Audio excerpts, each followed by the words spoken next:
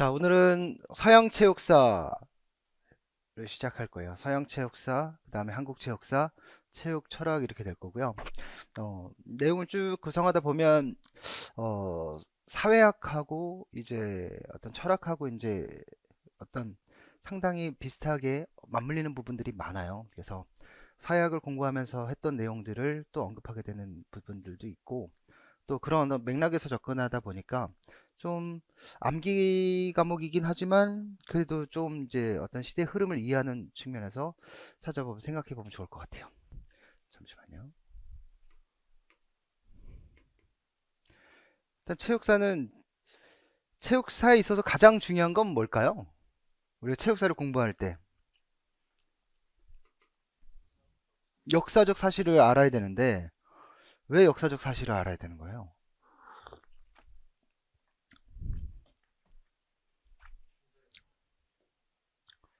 현재를 알고 미래를 대비하기 위해 좀 이제 과거로 가면 과거를 알고 과거의 모습에서 현재를 보고 그리고 현재를 통해서 또 미래를 예측할 수 있겠죠. 맞아요.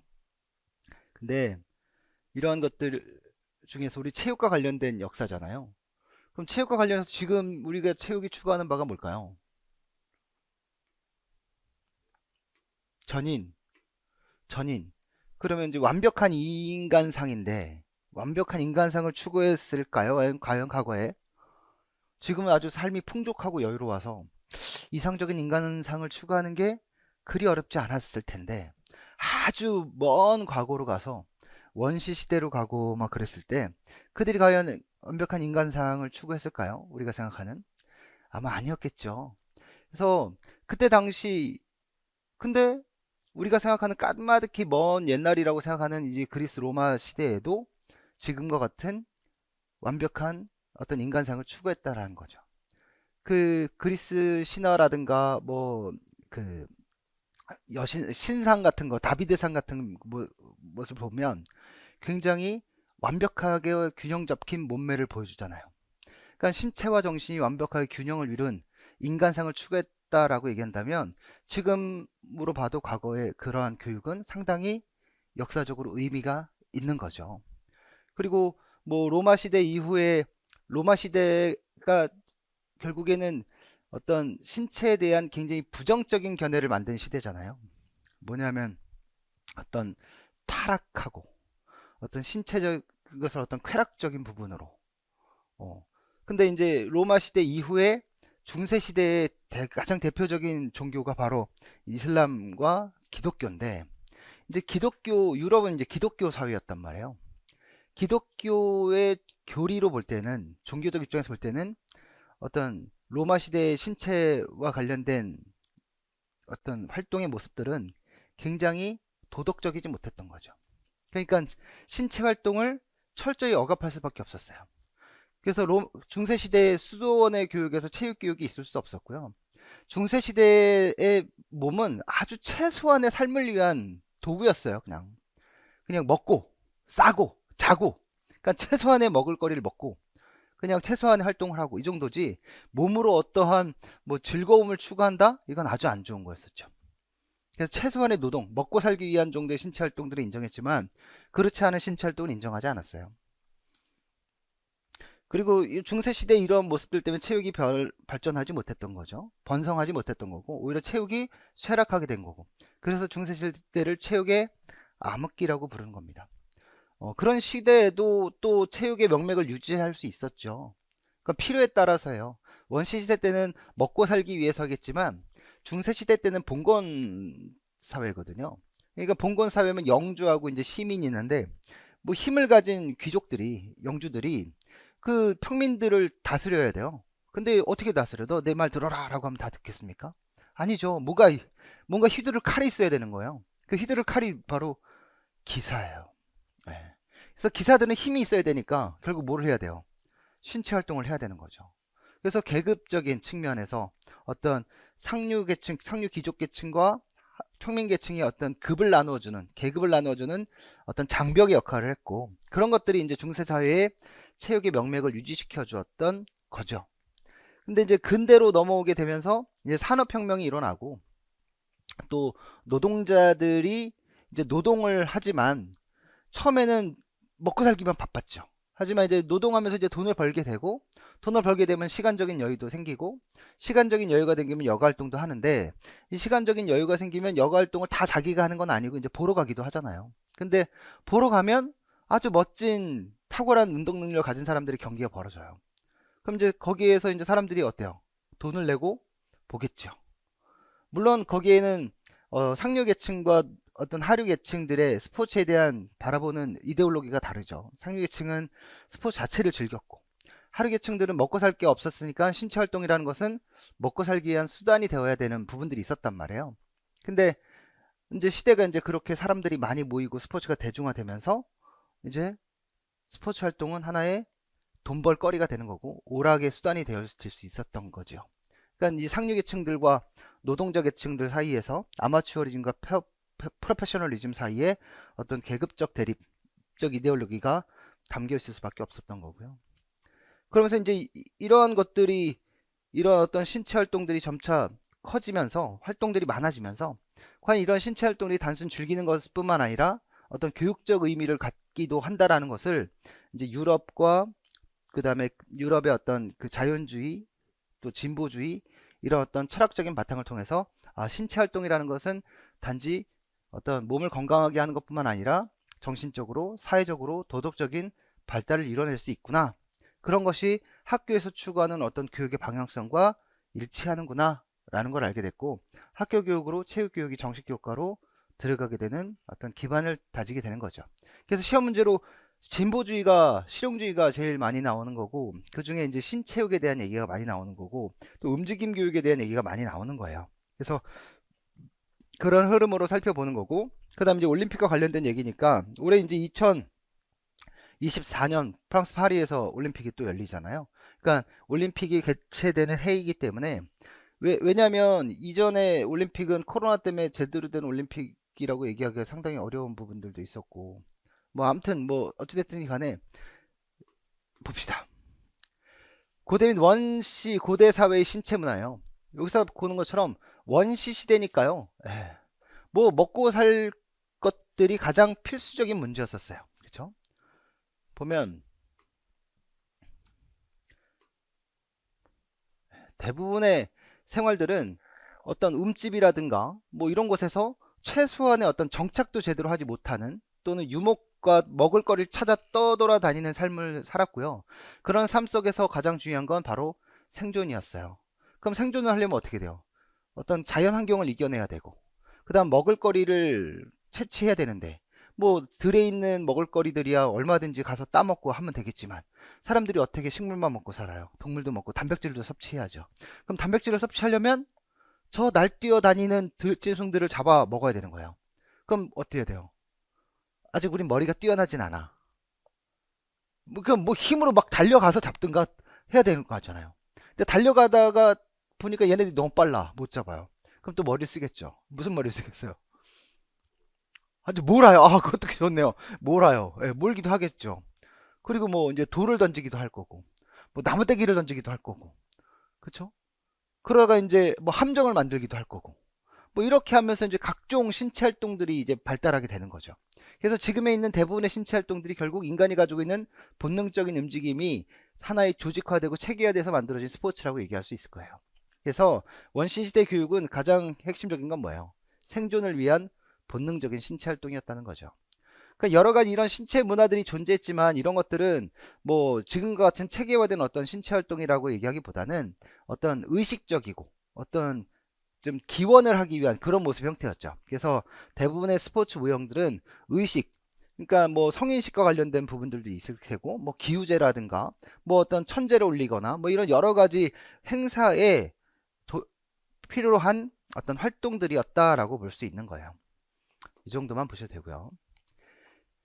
자, 그럼 원시시대 문명이 발달해야 될 텐데, 개개인들이 모여서 생존을 위한 활동이겠지만 사람들이 이제 모일 거예요. 결국 어디로 모일까요? 어제 재성이가 그러더라. 아빠, 한강 중심으로 사람들이 많이 모였잖아. 그래서 제가 이거 막 하고 있으니까, 아빠 왜 여기는 한강은 없어? 이러는 거예요. 아직 그런 유적은 발견이 안 됐어. 만약 이렇게 발견되면 여기 다섯 번째 뭐 4대 문명이 아니라 5대 문명을 한강에 들어갈 수도 있어. 그렇게 얘기했죠. 네. 일단 메소포타미아 문명, 유프라테스 강이나 나일강, 항아강, 인더스 강을 중심으로 사람들이 모였을 거예요. 왜 강을 중심으로 모였을까요? 살아야 되니까. 살려면 물이 있어야 되니까. 물이 있어야 농사도 짓고 물이 있어야 가축도 키우죠. 그래서 강 유역 중심으로 문명이 발달하게 되는 겁니다. 그럼 사람들이 모이면 여러 사람들이 모였을 거잖아요. 여러 사람들이 모이게 되면 앞서 얘기했던 생존을 위한 활동도 있겠지만 여러 가지 의식과 어떤 그런 의식과 관련된 활동들이 많았단 말이에요. 그리고 또 여러 사람들이 모이다 보면 힘을 키워야 됐고 힘을 키우려고 하다 보면 결국 군인들이 필요했겠죠. 그래서 이런 메소포타미아 문명 같은 경우에는 어떤 전사 육성을 위해서 이런 신체 훈련이 실시됐고 하던 의식과 관련된 신체 활동들이 존재했었다라는 얘기를 하고 있습니다. 이집트의 나일강 유역도 비슷한데요. 여기도 신체 문화가 뭐 레슬링이나 사냥 투와 같이 어떤 힘을 키우기 위한 부분들도 있었고 여기 묘기와 같은 체조 유형의 신체 활동도 존재한다고 얘기하고 있어요. 그래서 귀족들은 주로 손님을 초대하고 핸드스페 같은 묘기, 레슬링 투와 같은 스포츠의 관전을 즐겼다라고 얘기하고 있죠. 무슨 얘기하는 거예요? 근데 뭐 귀족들 손님들이 오면 이제 무희들 불러다가 야 돌아봐, 뛰어봐, 막 이런 걸 보여주는 거죠. 손님들께. 중국 황하강 유역을 할 때는 중국 문명 같은 경우는 가장 대표적인 이제 격구 같은 거예요. 페르시아로부터 넘어온 격구, 그 다음에 폴로, 뭐 이런 것들. 인도 같은 경우가 이제 꽤 우리가 주목해서 볼 만한 게 바로 요가죠. 그러니까 지금 요가하는 사람들도 많지만 요가라는 게 뭐예요? 하는 신체적으로, 정신적으로, 영적인 어떤 조화를 이루는 활동이잖아요. 단지 신체와 정신이 분리된 것이 아니라 그래서 이제 4대 문명을 얘기해서 어떤 심신의 조화로운 발달을 추구한다라고 얘기한다면 요가가 나올 것이고요. 그 다음에 우리 이제 요가 시험 문제로 언급하긴 했어요. 예전에 실존주의 입장에서 얘기할 때 한번 언급은 했었던 거고 그 다음에 격구와 관련된 얘기도 시험 문제로 출제됐던 거죠. 그래서 격과 관련돼서 또 여기서 또 문제가 나온다면 인도는 영국의 피지배 국가거든요. 그래서 지배 국가의 어떤 신체 문화가 피지배 국가로 이렇게 넘어가는 경우가 바로 이와 같은 경우예요. 폴로 같은 경우. 그 다음 스포츠 기원과 발달을 보면 스포츠 문화가 진화할 때 영향을 미치는 변수가 세 가지가 있대요. 블랑차드 체스카는 스포츠 문화가 발달할 땐 일단 생기 유지를 위해서 스포츠가 발달하더라. 앞서 얘기했던 것처럼 뭐 먹을거리를 채취하려면 동물들을 사냥해야 될 텐데 이러려면 창도 던질 줄 알아야 되고 동물들보다 빨리 달릴 줄도 있어야 되고 또 높이 있는 뭐 곤충들이나 뭐 동물들을 잡아야 되기도 하고 할 거고 뭐 수영도 해야 될 거고 그렇죠? 이런 생계 유지를 위해서 이런 신체 활동들이 발달했다. 또 나중에 이제 문명이 발달하고 도시국가가 발달하고 그러면 결국에는 뭐가 만들어져요? 서로 이제 적대적인 그 경계선이 만들어지게 되고 그 경계선을 중심으로 서로 적대적인 관계를 이루게 되니까 뭐가 필요해요? 군인이 필요할 거고요. 군인이 필요하면 결국엔 뭐가? 격투술이 필요하겠죠. 정치 사회구조 구조를 보면 이제 아주 작은 단위의 집단에서 시작해서 아주 큰 인구가 많은 집단으로 만들어질 텐데 아주 작은 소 집단이다라고 얘기한다면 보통 스포츠 활동은 아주 개인적 성격을 뗀 스포츠 활동들이 발달될 거예요. 그런데 어떻게 집단이 인구가 점점 사람들이 많아지고 번성하게 되면 어떤 집단적 놀이나 스포츠 문화가 발달될 가능성이 높죠. 그래서 우리 스파르타나 아테네 같은 그러니까 초기 어떤 도시국가들에서의 모습들을 보면 어떤 제전 경기들의 모습을 보면 굉장히 성대한 경기들이 열렸죠. 또 지리 생태학적 환경에 따라 스포츠가 발달하기도 해요. 그러니까 지리적인 요건이죠. 생태학적인 요건. 우리 노르딕 스키와 오리엔티어링 같은 경우 보면 노르딕 스키는 뭐예요? 추운 지방에서 사람들이 길을 이동을 해야 되는데 눈길을 걸어간다는 게 쉬운 일은 아니잖아요. 근데 눈길을 걸을 때 좀 더 빠르고 안전하게 갈 수 있는 방법이 바로 스키를 타고 가는 거죠. 근데 스키도 노르딕 스키하고 알파인 스키는 달라요. 노르딕 스키는 앞이 고정되어서 뒤꿈치가 들리는 걸 노르딕 스키라 그래요.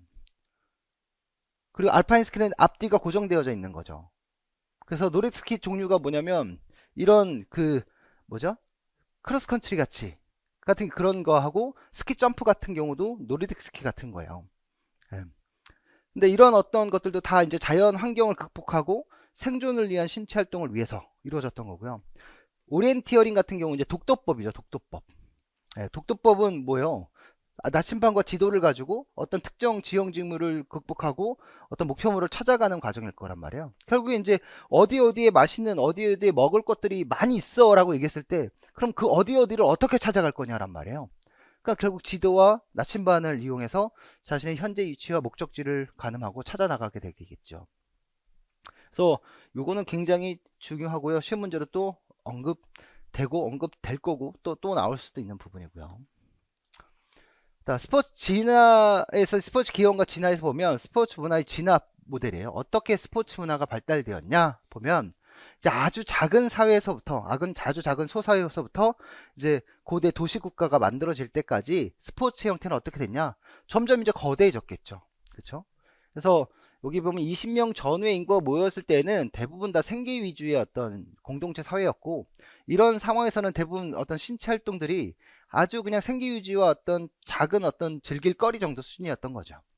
근데 밴드, 즉 이 소규모의 인구들이 점차 모여서 더 많은 공동체들이 만들어져요. 이렇게 여러 밴드들이 모여서. 그럼 이제 집단과 집단들이 모이게 되는 거고 이게 더 커지다 보니까 이제 집단적인 신체 활동들이 만들어지게 됩니다.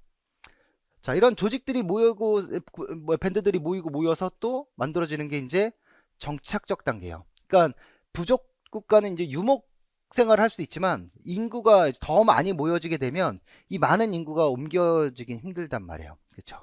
인구가 옮겨지기 힘들다라는 건 무슨 얘기예요? 우리 저기 어디요? 몽골 유목민들 같은 경우는 이제 풀이라든가 뭐 이런 것들 이제 여기서 가축들을 키워서 먹여요. 근데 이 사람들은 가축들은 이 풀을 먹지만 이 사람들은 이 가축들이 그래서 우유를 짜내고 또 가축들을 통해서 단백질을 섭취하고 이런단 말이에요. 근데 여기 있는 풀을 다 먹었어요. 그럼 어떻게 해요? 옮겨야죠. 새로운 곳으로. 또 가축을 키워야 되고. 그럼 집을 짓고. 또 여기서 이걸 채취하는데 이것도 이제 적절한 인원이지 수십, 수백, 수천이 되면 옮기기 어렵겠죠. 그럼 이제 뭐를 해야 돼요? 정착을 해야 돼요. 정착을 하려면 뭐가 필요해요? 물이 필요해요. 그러니까 어디에 가는 거예요? 물, 강, 유역으로 가는 거죠. 그렇죠? 그래서 뭐 생산적인 농경 체계를 바탕으로 수렵이나 채집, 어로 활동을 하며, 그렇죠? 수렵을 하든 채집을 하든 어로 활동을 하면 개개의 세대가 경제적으로 상호 의존 관계를 맺고 있다.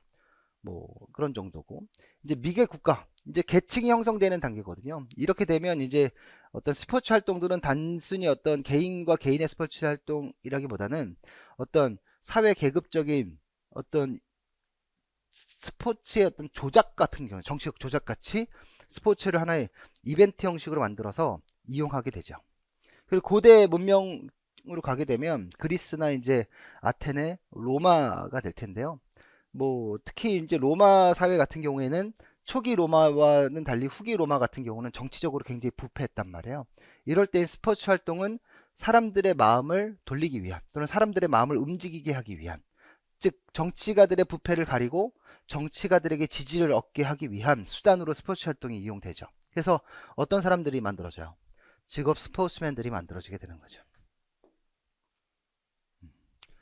우리 스포츠 사회학 할 때 아델만이 얘기했던 스포츠와 근대 스포츠와 전근대 스포츠에 대한 비교 얘기했었단 말이에요. 시험 문제로는 거트만의 세평전압 관성기가 제일 많이 나왔지만 이것도 중요한 부분이죠. 비슷한 부분도 있고, 아델만은 전근대 스포츠에 비해서 근대 스포츠는 조직화되어져 있대요. 그러니까 조직화되어져 있다는 게 뭐예요? 어떤 단체가 만들어졌다, 뭐 협회가 만들어졌다, 뭐 어떤 관료적인 구조가 만들어졌다, 뭐 이렇게 볼 수 있겠죠. 그래서 전근대 스포츠는 뭐 어떻게 해요? 야, 우리 한번 해보자, 뭐 늦늦게 우리 동네 한번 붙어보자, 뭐 이런 정도 수준이었을 테지만 이제 근대 스포츠가 되면 이제 하나의 지역과 지역 간의, 국가와 국가 간의 이제 어떤 국제적인 어떤 협회의 어떤 관련을 통해서 대회가 열리게 되죠. 예전에는 규칙이 어땠어요? 우리 이전에 어떤 스포츠, 놀이게임 스포츠를 얘기한다면 뭐 임의적인 규칙이고 지역적인 어떤 합의된 규칙들이 만들어졌다면 이제 근대 스포츠는 어떤 규칙이에요? 제도화된 규칙이 만들어지죠. 그래서 형식화, 표준화, 성문화됨, 형식화됐다, 표준화됐다, 성문화됐다. 이건 성문화됐다라는 건 뭐예요? 문서가 있다라는 거예요. 이때 말로 한 거지만 문서가 있어요. 그리고 어떤 형식이 없었지만 형식이 있어요. 그리고 중요한 건 표준화됐다는 거예요. 표준화됐다는 건 무슨 말이에요? 어디에서나 동일하게 쓰여질 수 있다라는 얘기예요. 코리아 스탠다드 KS 마크가 바로 이 표준화죠. 그러니까 그럼 규칙을 만들 때는 어떻게 만들어져야 돼요? 우리의 요구도 수용해라. 너희들 요구도 수용해라. 이런 거예요. 그럼 사커가 축구가 만들어졌어요. 그 영국에서 축구가 만들어질 당시에 영국의 여러 퍼블릭 스쿨과 옥스브리지 대학에서 막 축구를 했단 말이에요. 근데 이제 뭐가 발달하지 않았을까요? 그때 당시에 18세기 19세기니까 뭐 교통통신이 제대로 안 발달됐겠죠. 뭐 전화기가 있어요, 뭐가 있어요. 그러니까 뭐 저기 규칙 다르고 여기 규칙 다르단 말이에요. 자, 이쪽 규칙 가면은 막 축구를 막 11명이서 하는데 이쪽 규칙 가면 막 20명이 하고요. 이쪽 규칙 또 어디 가면 축구하다가 막 주먹으로 얼굴을 막 때리고 막 이래요. 축구하고 레슬링하고 결합돼 있고. 어디 갔더니 공을 잡고 막 달리고 막 이래요. 그럼 가서 축구 이제 하우스 매치로 경기를 하는데, 야 니네 지역 가서 한번 하자. 니네 가서 해서 축구를 막 하는데 공을 딱 잡고 막 달려요. 야 그런 게 어딨어? 야 우리 지역은 이래. 로마였으면 로마법을 따라. 이렇게 해요. 그러니까 우리 와봐라 씨. 여기 와서 하면 또 거기 잡는 게 안 되고 이런 거예요. 이러면 서로 안 맞잖아요. 그렇죠? 이거를 맞추려면 서로 합의를 해야 돼요. 그래서 합리화, 이 표준화된 규칙을 만들기 위해선 규칙이 합의가 이루어져야 되죠. 그렇죠? 그래서 조직적인 수단에 의해 제한되고 합리적이고 진보적으로 운영되었다. 그죠?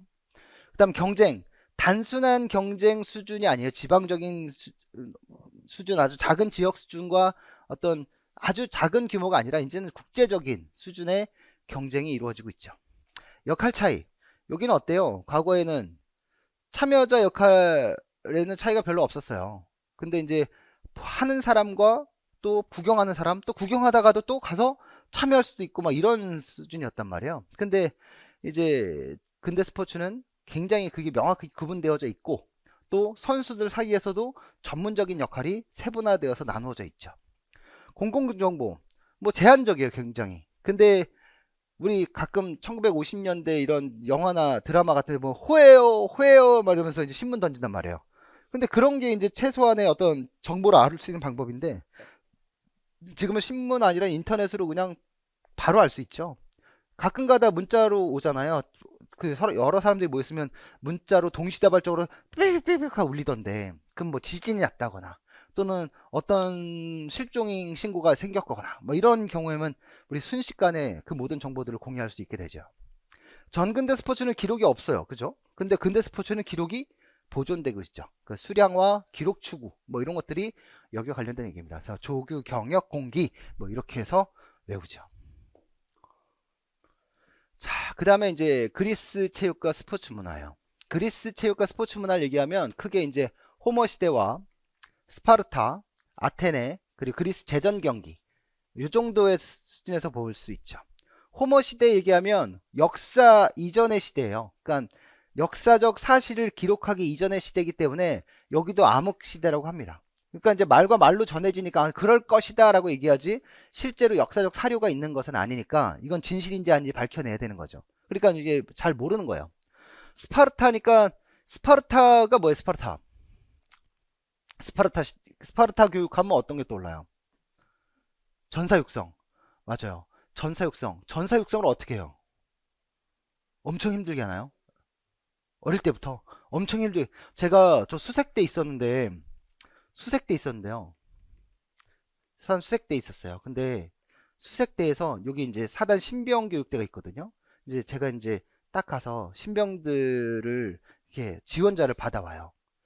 그러니까 신병들을 딱 가서 이제 옷도 참 멋지게 입고 가죠. 딱 저기 여기 뭐야? 근데 부관들은 아니지만 이제 수색대 이제 짬 좋은 애들, 이제 체격 좋은 애들 딱 데려가요. 그럼 진짜 멋있게 애들 딱 서고 있거든요. 딱 자세 잡고 딱 옆에 세워놓고 얘기합니다. 수색대 올래? 이러면 옆에 진짜 멋있어 보이거든요. 내가 봐도 멋있는지 얘들 얼마나 멋있겠어요.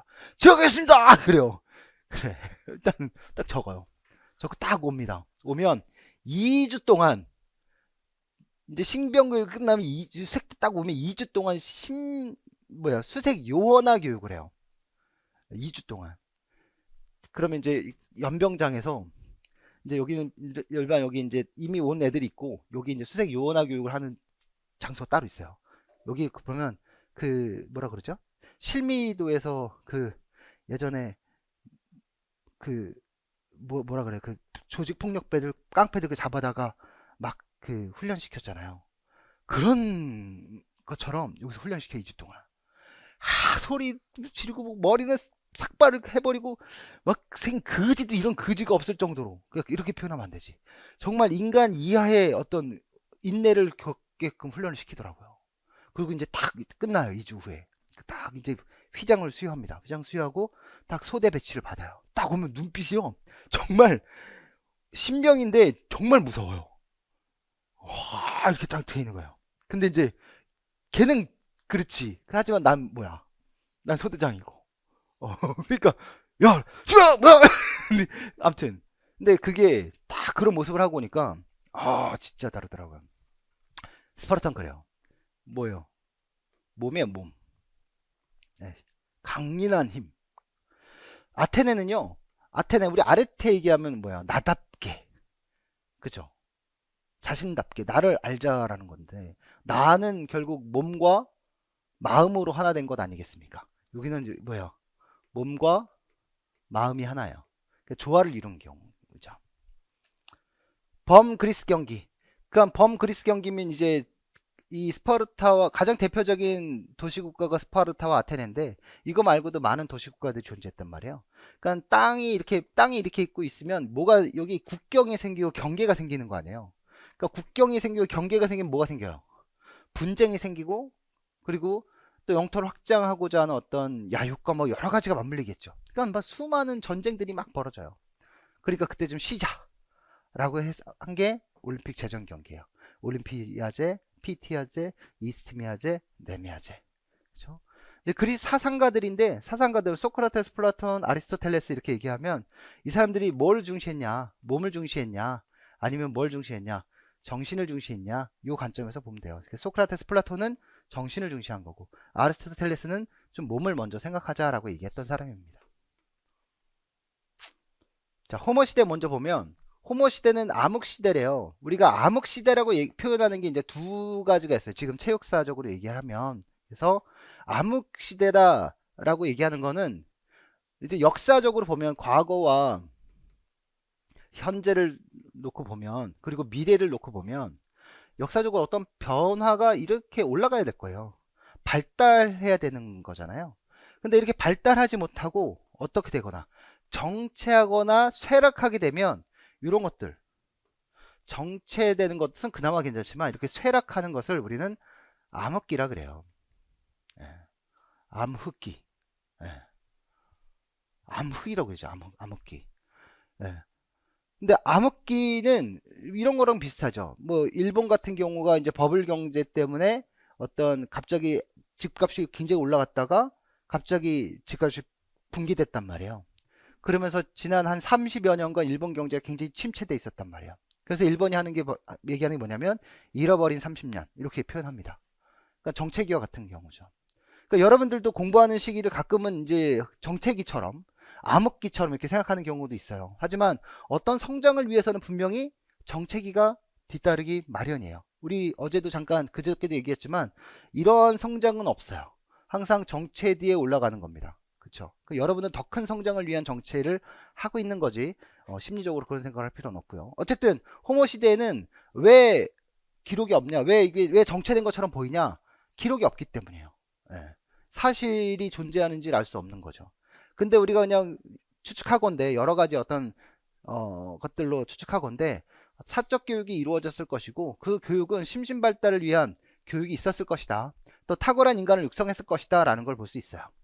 체육도 보면 우리 이제 호모의 작품 일리아드 오디세이라는 그 소설에 나오는 두 영웅들을 통해서 그때 당시에 신체 활동이 어땠는지를 알 수 있는 거죠. 가장 대표적인 게 아킬레스와 오디세이예요. 영화 트로이라는 영화 보셨습니까? 트로이가 이제 그 아킬레스가 있는 진영에서 상대 진영으로 침범을 그러니까 어떤 침입을 해야 되는데, 그런 방법, 그러니까 효과적으로 침범할 수 있는 방법이 없으니까 화훼의 수단으로 큰 목마를 만들어서 보냈단 말이죠. 근데 거기 안에는 이제 전사들이 타고 있었던 거죠. 거기 대표적인 게 이제 그 뭐야, 누구예요? 발목 아킬레스, 얘가 있었던 거죠. 그래서 아킬레스의 신화적인 어떤 사실, 신화적인 내용으로 꾸며진 아킬레스의 모습을 보면 신체는 강철과 같았다. 칼을 휘둘러도 칼이 박히지 않고 뭐 화살을 쏴도 꽂히지 않는다. 그 정도로 강인하다. 근데 이제 그게 이제 아킬레스가 아주 어렸을 때 어머님이 아킬레스를 강에 이게 너무 약하니까 어떻게 하면 튼튼하게 만들 수 있겠습니까? 그러니까 이제 강에다가 아마 그때 당시 강에 아이를 담궜다가 빼라. 그러면 이제 아이가 강해질 것이다 했는데 이 손으로 잡은 부분이 바로 아킬레스죠. 발 뒤꿈치. 근데 그 부분만 물에 안 닿기 때문에 그 부분만 약한 거예요. 근데 이때 전쟁에서 그 아킬레스의 총을 맞죠. 이 총이 칼을 그 뭐예요 이거 날아가는 거 화살을 맞죠. 그렇죠. 아무튼 그렇습니다. 그래서 아킬레스 하면 굉장히 용맹하고 전투에 나가면 무조건 승리하는 즉 행동의 인간으로 꾸며지고요. 오디세이 얘기하면 판단, 총명, 운명 같은 어떤 지혜 인간으로 표현을 해요. 그래서 행동의 인간과 지혜 인간을 육성했다라고 생각하고 있습니다. 자, 이제 스파르타요. 스파르타, 그리스의 초기에 가장 번성했던 도시 국가입니다. 여기서 보면 스파르타에서 아이가 태어나면 아이를 이제 검사를 해요. 어떤지, 뭐 병이 있는지 없는지, 신체적으로 기형이 있는지 없는지. 그럼 신체적으로 기형이 없고 아무 문제 없으면 괜찮고요. 이런 신체적으로 기형이 있거나 어떤 스파르타인의 자질을 가지고 태어나지 못했다라고 얘기한다면 산에다 버립니다. 타유게토스 산에다 버려요. 버려서 살아오면 키우는 거고 뭐 안 키우면 뭐는 이제 죽는 거예요. 근데 이렇게 살았으면 이제 언제냐면 7살 딱 되면 국립공동교육소로 데려가요. 이렇게 이제 부모의 곁을 떠나서 국립공동교육소에서 교육을 받습니다. 30살까지. 그러니까 30살까지 그 교육의 목적 뭐예요? 전투에 견딜 수 있는 완전한 신체를 가진 인간을 만드는 거예요. 이게 지금 영화 300에 나오는 그 전사의 모습이죠. 왕. 예. 그래서 스파르타인은 전체 인구 중에 차지하는 비율이 계속 낮았으나 타종적으로 구성된 하층 계급을 지배해야 했고 외적으로 페르시아 제국의 팽창에 대비했다. 왜냐하면 이 스파르타의 전체 인구의 전체 인구가 한 20만 명에 30만 명 정도 된다면 그 중에 한 20만 명이 넘는 수가 노예예요. 순수 스파르타인 한 2만 명 정도밖에 안 됐어요. 그러니까 2만 명이 순수 스파르타인이고 이게 귀족들이겠죠. 여기 시민들이고 20만 명이 노예예요, 노예. 근데 그럼 이제 20만 명이 야, 씨, 이제 들어서 못 해먹겠네 하고 이제 딱 힘을 합치면 2만 명 뒤집어엎는 건 아주 순식간인 거죠. 그래서 방법이 뭐예요? 1대 10. 한 사람이 10명의 노예를 상대할 수 있을 만큼 내가 힘을 키워야 된다. 라고 생각한 거예요, 스파르타인들은. 그래서 스파르타인들은 그래서 이런 교육을 한 거죠. 그래서 스파르타인의 체육의 목적은 행동의 인간을 만들자. 즉 전사를 만들자. 그러니까 6살, 7살 때부터 바로 데리고 가는 거예요. 7살이면요, 여러분 얼마나 이제 사랑스러울 때예요. 근데 떠나가서 엄마를 이제 군대 간 거죠. 지금으로 얘기하면 7살 때 군대 가서 엄마 아빠를 1년에 한두 번 면회하는 거예요. 네. 그럼 거기서 어떤 교육을 받냐? 7살 때 국립공동교육소에 가서 3세가 군사훈련을 받는데 체계적인 교육조직 아고게가 있었다. 아고게가 뭐냐면요, 짐승같이 훈련한다는 뜻이에요. 여기 보면 가축을 사육, 양육한다. 그러니까 아고게, 즉 그리스 스파르타의 교육은 가축 사육이에요. 그게 체계적인 교육이에요. 가축 사육인데 사람을 데려다 사육하는 거잖아요. 어떤 사육을 하는 거예요? 전사로서 사육시키는 거예요. 전사로서. 그래서 7세 국립공동교육소라는 곳은 교육하는 곳이고 국가가 운영하는 교육 장소고 거기서 이 교육이 바로 아고게예요. 그래서 이거는 굉장히 중요하죠. 아고게. 자, 스파르타 교육체계 속에 음악은 있었으나 문학 예술은 없었다. 음악은 예술적인 것이기보다는 종교적인 의식과 관련된 단조로운 것이었으며 무용 또한 합창에 맞춰 전투 동작이나 운동 경기 동작을 재현하는 형식이다. 가끔 이제 스파르타인의 그 전사로서의 기질을 보여줄 때 어떤 모습을 보여주냐면 그러니까 이성은 있으나 감성이 없는 모습. 철저하게 감성이 없는 모습. 그러니까 어떤 사랑과 어떤 이런 건 없어요. 오로지 전투에 나가서 이기는 거, 그리고 완벽한 복종, 뭐 이런 관계만 보여주죠. 역사적 의미를 봤을 때 스파르타 체육은 전체주의적이고 국가 중심적이죠. 개성은 없어요. 그죠? 그래서 이런 스파르타에서 추구하는 이 군사적 체육의 목적은 지금의 추구하는 교육의 목적과는 좀 달라요. 그죠? 지금의 교육은 어때요? 전인적, 균형적, 이상적 인간상을 갖는 것이 목적이나 스파르타 체육은 어때요? 신체의 정신과 조화를 중시했습니까? 신체만을 중시했습니까? 신체만을 중시했죠. 그래서 스파르타 체육은 심신의 조화로운 발달을 이루지 못했다. 뭐 신체적 발달이라는 편협된 방향성을 가지고 있었다. 이런 게 역사적으로 굉장히 중요한 내용이죠. 아고게 중요하겠죠. 그러니까 이 정도가 이제 제일 중요한 거예요. 스파르타에서. 그 다음에 이제 아고게에서 좀 더 살펴보면 스파르타의 공교육 제도다. 그쵸? 왜냐면 여기 국가주의적이고 전체주의적인 성격을 가지고 교육이 이루어졌기 때문에 교육은 국가에서 실시된 거예요. 그쵸? 그 교육의 목표는 뭐예요? 강인한 군인. 전투에 가서 견딜 수 있는 강력한 신체를 가진 전사의 육성이에요. 1대 10이에요. 예. 1대 10에서 이길 수 있어야 돼요. 그러니까 아고게에서 교육을 받았으면 무조건 1대 10이에요. 그죠? 예. 그러니까 사람들이 어떻게 했어요? 노예들이. 딱 오면 스파르타 전사들이 와요. 그러면 이제 보통 이제 스파르타인이다 그러면 이렇게 비질비질하고 아유 저 새끼들 언제든지 뒤집어 엎을 수 있겠다 이런 생각을 하는 게 아니라 스파르타인이 딱 오면 범접할 수 없는 카리스마가 있는 거예요. 예.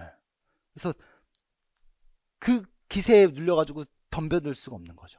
그래서 역사적으로 이 스파르타인들을 보고 가장 완벽하고 아름다운 신체를 가진 사람들이다라고 얘기했어요. 역사가들은. 자, 아테네 같은 경우는 교육을 전적으로 사적인 문제다. 그러니까 집에서 이루어졌다라고 얘기한다면 스파르타는 어디서 해요? 국가에서. 예.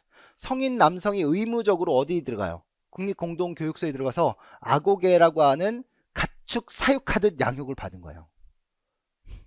일반적으로 교육을 뜻한 단어는 파이다이아인데 스파르타의 포괄적이고 강제적인 교육은 가축 사육 양육을 뜻하는 아고게라는 명칭으로 이루어졌다. 그쵸? 아고게. 아고게. 여기 보면 이제 7세 어린이가 7살 생일을 맞기 전까지는 이제 부모의 품에서 자라요. 근데 7살, 이게 정말 너무 잔인한 거 아니에요? 7살 생일을 맞이하면 교육소에 들어간대요.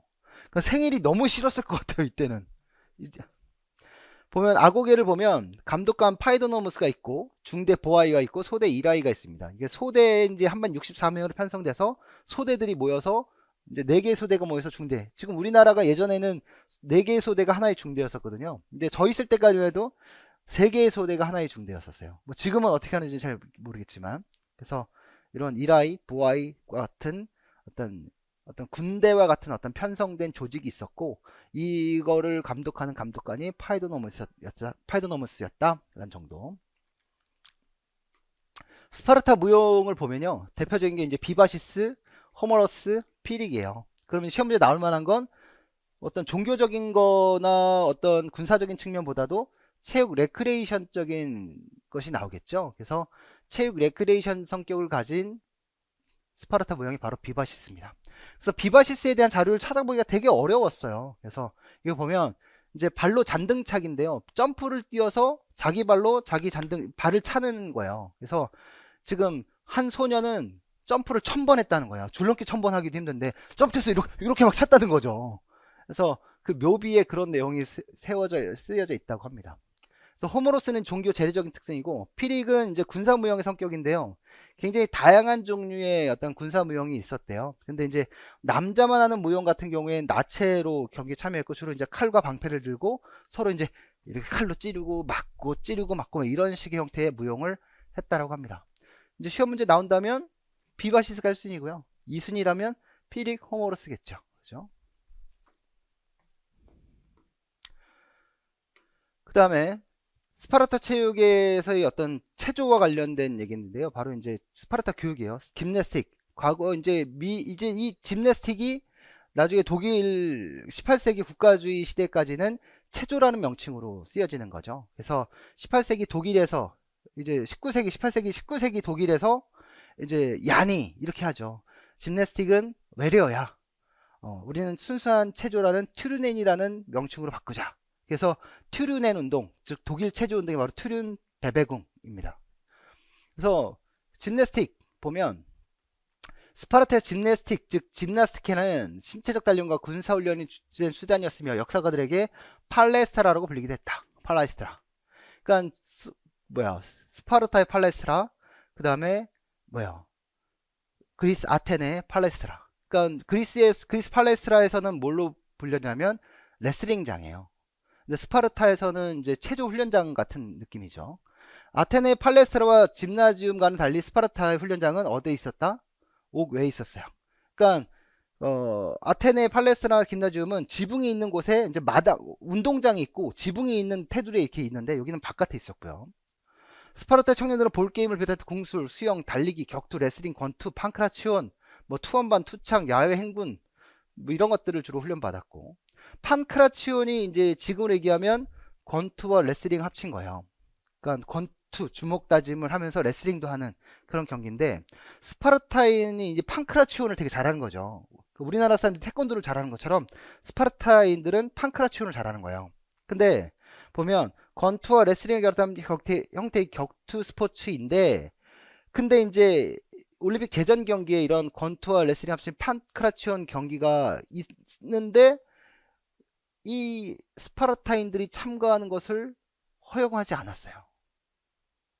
왜 허용하지 않았냐면 가가지고 지네들이 잘하면 싸워서 이기면 될 거 아니에요. 근데 혹여나 지게 될 경우에 스파르타인이 역사상 가장 강력한 민족이라고 불리는 민족이 나가서 싸우는데 졌어.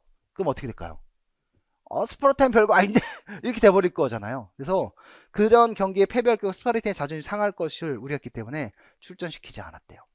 뭐 이런 역사가들의 생각이 이렇기도 한 거죠. 그 다음 아테네입니다. 자, 스파르타는 신체적인 발달을 주로 했지만, 그리고 국가 중심의 어떤 교육이 이루어졌지만, 아테네는 사적 교육이 이루어졌다고 얘기했어요. 그래서 아무래도 국가가 데리고 가서 전체 구성원들을 한꺼번에 이렇게 하는 거하고, 집에서 부모가 이렇게 아이를 다루뚝거리는 거하고, 어느 게 좀 더, 뭐라 그럴까, 인간적이겠어요. 예, 부자가겠죠. 예. 그래서 그리스 후기를 대표하는 도시국가는 초기 문화는 스파르타 비슷했으나, 시대의 흐름에 따라 상무적이면서도 민주적이고 사교와 학문에 열중하는 문화로 발전했다. 그 정도. 여기서의 체육을 통해 시민의 심신 발달을 추구했다. 심신의 조화로운 발달. 요게 역사적으로 가장 중요한 의미를 갖고 있는 거죠. 그래서 그것은 앞서 스파르타 같은 경우는 행동의 인간을 육성했지만 아테네 같은 경우는 행동의 인간과 지혜 인간을 함께 거기에 이제 미적인 조화까지 심신의 조화로운 발달을 추구했다는 거죠. 보면 아테네가 번성했을 당시에는 아테네 초기는 심신의 조화로운 발달을 추구했어요. 근데 아테네 후기로 가게 되면 아테네가 이제 몰락하게 되고 이제 로마가 점령하는 시대가 되기 이전까지는 이제 아테네의 어떤 힘이 쇠락하게 되는 어떤 계기가 있었을 거 아니에요. 근데 역사가들이 바라보는 그 힘이 쇠락했던 계기는 여러 종류가 있는데 우리 체육사 책에서는 그냥 심신의 조화로운 발달에서 지적 발달에만 치우쳤기 때문에 이랬다라고 얘기하고 있어요. 또는 이제 여러 사료들을 찾아보면 어떤 전염병이 창궐 했기 때문에 아테네인들이 어떤 힘이 쇠락했다 이렇게 얘기하기도 하고요. 그러니까 우리 입장에서 바라보면 체육사 입장에서 바라보면 심신의 조화로운 발달에서 지적 인간으로서의 발달을 추구했기 때문에 신체적인 강인함이 사라질 수밖에 없었던 거죠. 자, 그리스 체육의 목적 보면 역사적으로 봤을 때 가장 이상적이고 균형적인 인간을 만들고자 했던 게 이 시대의 가치관이고 교육관이었었어요. 그래서 심신의 조화로운 발달을 추구하는 모습. 근데 이때 스파르타와 뭐 아테네 같은 경우에 어떤 정치, 나라의 정치를 이끌 수 있는 사람은 어떤 사람이었냐면 전쟁에 나간 사람들이에요. 전쟁터에 나가 싸운 사람만 정치에 참여할 수 있어요. 전쟁터에 나가 싸우지 않은 사람은 전쟁에 참여할 수 없어요. 너무 좋은 것 같잖아요. 노블리스 어블리주가 바로 가진 자가 베푸는 것처럼 사회적 지위에 맞는 어떤 행동을 해야 되는 건데 뭐 영국이라든가 이런 유럽 국가들 같은 경우는 왕자들이나 귀족들 다 어때요? 전쟁 나면 다 내보내요. 예, 다 내보내요. 우리나라 정치인들 어때요? 아들 군대 안 보내죠. 그죠? 그러면서 나 앞에서 떵떵거리고 있단 말이에요. 그러니까 물론 의무긴 하지만 이때 당시에 정치에 참여할 수 있는 건 오로지 그 전쟁터에 나간 사람들만이에요. 그럼 어떤 사람들이 나갈 수 있었겠냐? 어떤 사람들이 나갈 수 있었을까요? 돈 있는 사람들이 또 나갈 수 있는 거예요. 왜냐하면 물론 나갈 수 있죠. 나갈 수 있는데 전쟁터에 나가면 일단 뭐가 있어야 돼요? 장비가 있어야 돼요. 칼과 방패, 갑옷 이런 거 있어야 돼요. 근데 이때 이제 다 뭘 나눠주고 이런 게 아니라 니네가 알아서 사. 이런 거예요. 어. 돈 있으면 사. 물론 이제 일부 나눠주기도 했겠지만 일단 내 장비빨은 내가 구하는 거죠. 그러니까 내가 갑옷 입고 나가서 싸워서 살 가능성이 높아요. 맨몸으로 가서 살 가능 아마 갑옷 입고 가야 살 가능성이 높죠. 그래서 이런 사람들이 많이 참여를 하게 되고 그들이 군대 갔다가 또는 전쟁터에 나갔다 돌아와서 정치에 참여하게 되는 겁니다. 그러니까 또 가진 자들에 의해서 정치가 이끌어질 수밖에 없는 구조긴 하죠. 그래서 아테네 체육의 목적은 진선미, 즉 진리와 선과 아름다움이 균형을 이루어야 된다는 거예요. 그렇죠? 그래서 이런 심신의 조화적인 발달을 추구한 인간상을 추구했다. 그냥 완벽한 인간을 만들고자 했다. 그렇죠? 아테네 제도화 내용을 보면 아까 스파르타는 7살 때 어디 갔어요? 국립 공동 교육소를 갔어요. 근데 이제 아테네는 7살 때 어디 가려면 팔라스테라를 갑니다. 네, 팔라스테라. 그래서 요게 이제 보이는 게 팔라스테라의 기둥 흔적만 남은 거고요.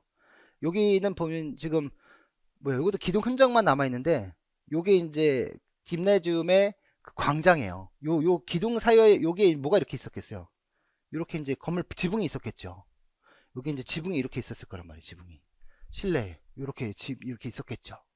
예. 그래서 실내에 이런 훈련장들이 있었고 넓은 광장이 있었던 거예요.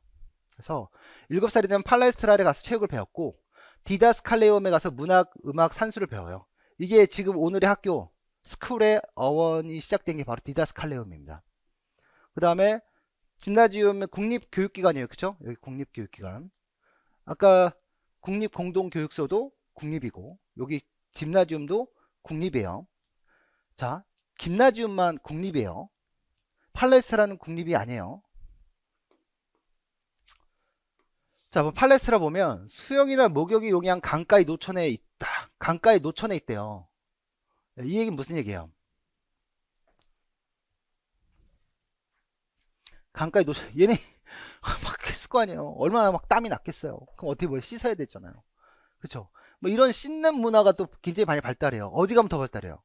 로마로 가면 이 씻는 문화가 더 발달해요. 뭐 테르마에 가서 막 씻고 막 이래요. 이 씻는 문화가 이제 몸을 깨끗이 하는 정화하는 거잖아요. 근데 중세 시대 때는 어떻게 해요? 이 씻는 문화도 굉장히 이제 사치스러운 거죠. 그래서 안 씻었어요.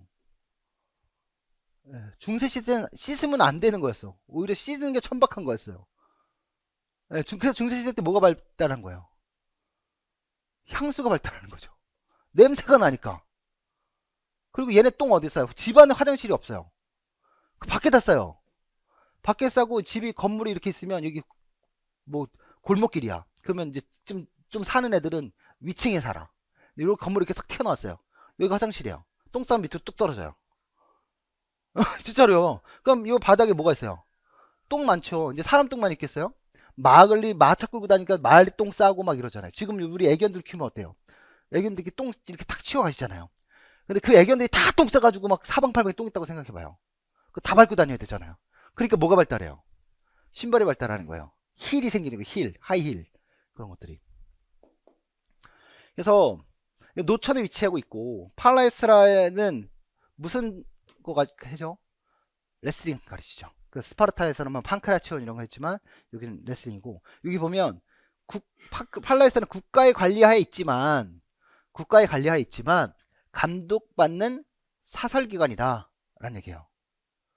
그러니까 우리 사립 유치원 같은 경우가 비슷하죠. 그렇죠? 국가의 관리를 받고 국가의 교육 과정을 따르지만 각각 사설 원장들이 존재하는 거예요. 그렇죠? 그래서 대표적인 파이도 트리베 같은 경우는 체육 지도자고 짐네스트는 운동 기술을 가르치는 사람이다. 뭐 체조를 가르치는 사람이겠죠. 그 다음에 팔레스트라에서 짐네스틱이라 불리는 체육이 실시됐다. 요거. 근데 나중에 이게 독일로 가게 되면서 짐네스틱, 짐나지움 뭐 이런 어떤 그 서양의 체육에 대한 용어가 이제 튜르넨이라는 용어로 바뀌게 되는 겁니다.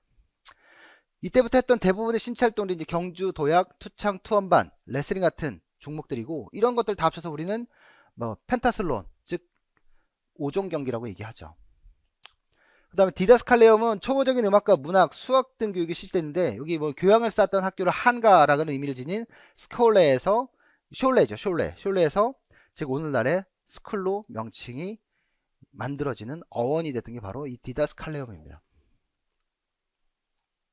그 다음 짐나지움이에요. 과거 스파르타의 국립공동교육소하고 그리스 아테네의 짐나지움하고 공통점 뭐냐? 국립교육기관이었다. 그럼 팔레스트라의 차이는 뭐냐? 국가의 관리를 받는 사설교육기관이었다. 초기 운동과 목요일 강가에 건립되었으나 점차 체육 및 지적교육을 담당하는 폭넓은 의미의 교육기관으로 발전했다. 후기에는 시외곽의 시설이 잘 갖춰진 체육과 교육기관 겸 학문의 전당이 되었다. 그래서 이 대표적인 학문의 전당을 우리는 아카데미라고 얘기하는 거죠. 그래서 가장 대표적인 아카데미가 바로 김나지움의 아카데미고, 그 다음 라이시엄, 키노사르게스가 있죠. 그 아카데미 같은 경우는 누가 강의를 했냐면 플라톤이 여기서 강의를 했어요. 그 다음 라이시엄은 아리스토텔레스, 그 다음에 키노사르게스는 바로 소크라테스 같은 많은 학자들이 이곳에서 강의를 하기도 했대요. 그래서 나온다면 가장 대표적인 학문의 전당 얘기하면 아카데미 나올 만하죠. 그래서 우리가 아카데미에 간다라는 얘기는 뭐예요? 우리 이제 대학에 간다 뭐 이런 의미도 담겨져 있는 거고요. 또 학문의 전당이 바로 지금 대학이잖아요. 여기 보면 그리스 초기 체육장의 모습을 상상해서 그린 건데요. 여기 이제 뭐 신전이 있겠죠. 여기 가운데 이제 신전이 있을 거고, 여기 이제 그 공연이 열리는 공연장이겠죠. 여기는 이제 육상 경기 열리는 스타디온 경기장, 드로머스 같은 육상 경기장이고요. 요 한 길이가 이제 1스타디온이 되는 겁니다.